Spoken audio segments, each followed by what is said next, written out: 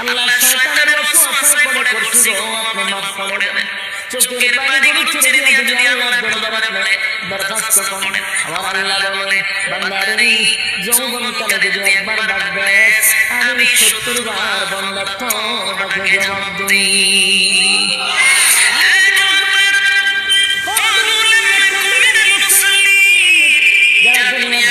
মুসলিম ছিল না তারাই তো জাহান্নামে এক নাম্বার জাহান্নামে যাওয়ার কারণ।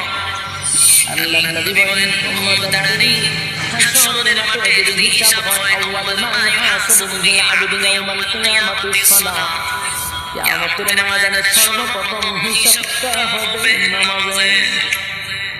বলুন কিসের? এক নাম্বার হিসাব হবে নামাজ। অথচ আমাদের সমাজের মানুষ নামাজটাকে বড় অবহেলা করে। নামাজ পড়ে না, হেলায় কেন?